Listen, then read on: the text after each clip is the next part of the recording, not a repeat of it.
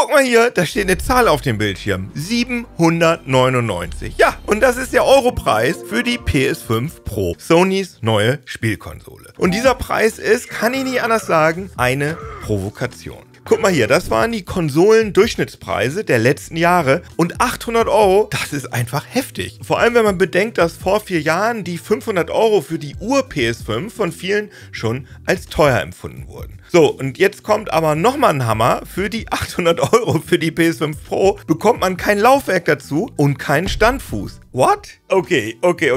Dann muss die PS5 Pro ja wohl ultra dolle Funktionen haben. Ja, welche genau, das klären wir in diesem Video ganz auf den Punkt und ohne viel Gelaber, verspreche ich euch, bleibt dran. Liebe Hackerin, liebe Internetsurfer, herzlich willkommen hier bei...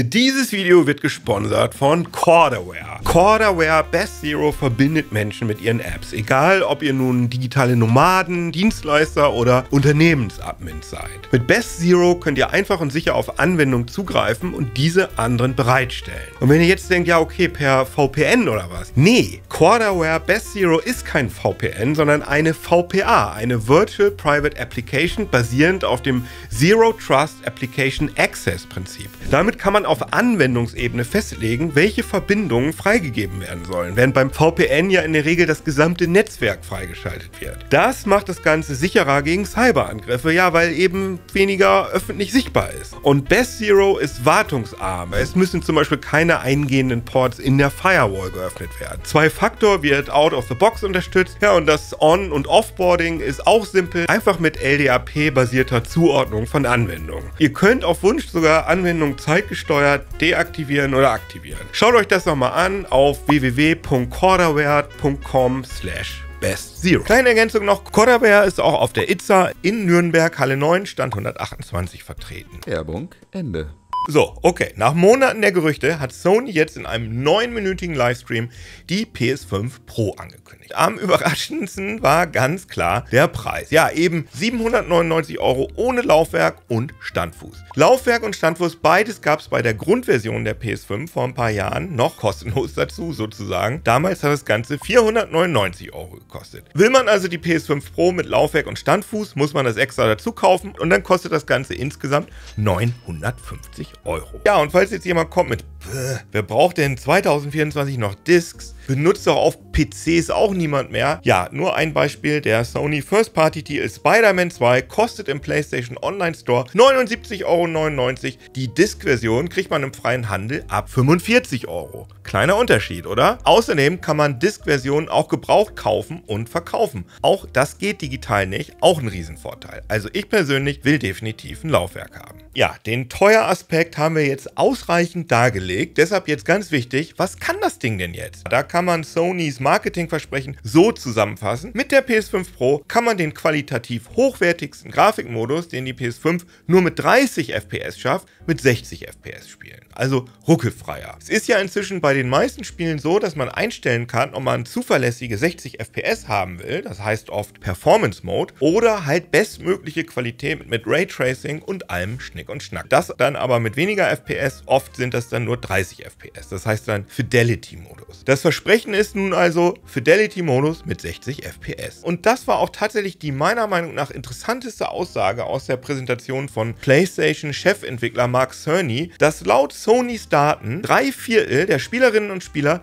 den Performance-Modus benutzen. Also, dass denen flüssige 60 FPS wichtiger sind als beste Bildqualität. Und noch außergewöhnlicher, dass Cerny in der Präsentation sogar ganz klar gesagt hat, let's compare this to the Fidelity mode on PS5, which is only running at 30 frames per second and is therefore much choppier. Dass 30 FPS choppy sind, also ruckelig. Nachdem die ganze Videospielindustrie jahrzehntelang behauptet hat, 30 FPS sind total ausreichend. Und nee, das stimmt einfach nicht. 30 FPS nerven. Das ist übrigens auch der Grund, warum ich zum Beispiel Bloodborne nie gespielt habe. Solange das keinen 60 FPS-Modus hat, fasse ich das nicht an. So, und bevor wir jetzt zu den harten Hardware-Fakten kommen, nochmal ein paar Dinge, die ich erstaunlich fand bei der Sony-Präsentation. Erstens, das Virtual Reality Headset PSVR 2 wurde mit keinem Wort erwähnt. erwähnt. Obwohl mehr Leistung gerade für VR sehr brauchbar wäre. Man kann daraus also leider ableiten, die PSVR 2 ist für Sony nicht mehr wahnsinnig relevant. Große neue Spieletitel würde zumindest ich nicht erwarten. Gegenüber CNET sagte Mark Cerny zumindest, dass die Hardwareverbesserungen auch bessere PSVR 2 Grafikqualität ermöglichen und auch das KI-Upscaling auf der PS2 funktionieren würden. Ja gut, konkret ist anders. Zweitens, es gab generell keine einzige Ankündigung für einen neuen Titel, der die PS5 Pro nun irgendwie besonders toll ausnutzen würde. Drittens, es wurden in der Präsentation nur die PS5 Pro Verbesserungen alter Spiele gezeigt. Die Liste ist hier zu sehen, könnt ihr gerne Pause drücken. Und wenn ich ehrlich bin, konnte ich an vielen Stellen nicht so wirklich Verbesserungen sehen. Aber okay, das könnte auch an der YouTube-Videokompression gelegen haben. Aber ganz klar,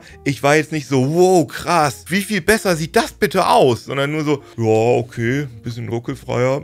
Ja, und das liegt vermutlich auch an der Hardware, die nämlich jetzt nicht so extrem viel besser geworden ist. Laut Sony wurde vor allem an der Grafikeinheit geschraubt. Die hat laut offiziellen Angaben jetzt 67% mehr Compute Units und 28% schnelleren GDDR6-Speicher. Zusammen bringt das laut Sony 45% mehr Geschwindigkeit. Also das sind so die Marketingangaben. Traut man den diversen Leaks, kommen die folgenden technischen Daten bei raus. Ne? Seht ihr hier in der Tabelle, auch im Vergleich zur Xbox Series X. Aber wie gesagt, das ist kein Sony-Datenblatt, sondern das sind aus Leaks zusammengepuzzelte Daten. Interessant ist, dass auch die Architektur geupgradet wurde. Also statt AMDs RDNA 2 gibt es jetzt einen Mix aus RDNA 3 und RDNA 4. Damit sollten vor allem Raytracing-Berechnungen besser laufen. Die Gesamttransferrate des schnellen Speichers soll von 448 auf 576 GB pro Sekunde steigen. Das ist schon ziemlich amtlich. Die CPU bleibt so ziemlich gleich. Die CPU-Kerne bleiben also auf dem technischen Niveau der Ryzen 3000 Prozessoren mit Zen 2 Architektur.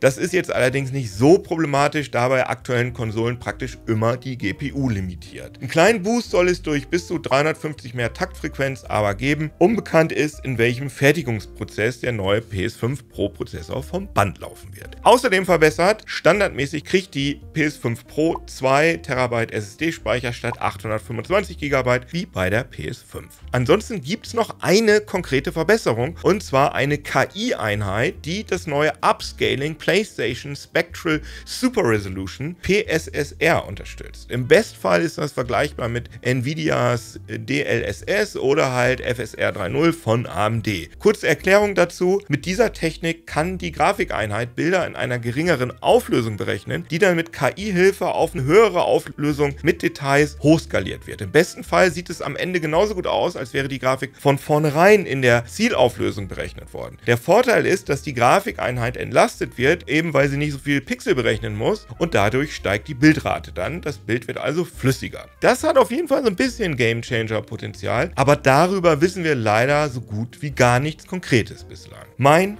Fazit: Also ich mag PlayStation-Konsolen und ich hatte in meinem Leben jede einzelne, die Sony in den letzten Jahren rausgebracht hat. Aber bei der PS5 Pro, ja, da bin ich wirklich noch nicht so richtig überzeugt. Das könnte wirklich sein, dass die bislang einzige ist, die ich mir nicht unter den Fernseher stellen werde. 2 Monate Zeit ist aber ja noch bis zum Start. Am 7. November soll die rauskommen, die PS5 Pro. Vielleicht zaubert Sony da ja noch irgendwas Überzeugendes aus dem Hut. Aber die Aussicht darauf, dass ich alte Spiele, von denen ich viele schon längst durchgespielt habe, in etwas besserer Bildqualität und Bildrate zu sehen bekomme, ja, gut.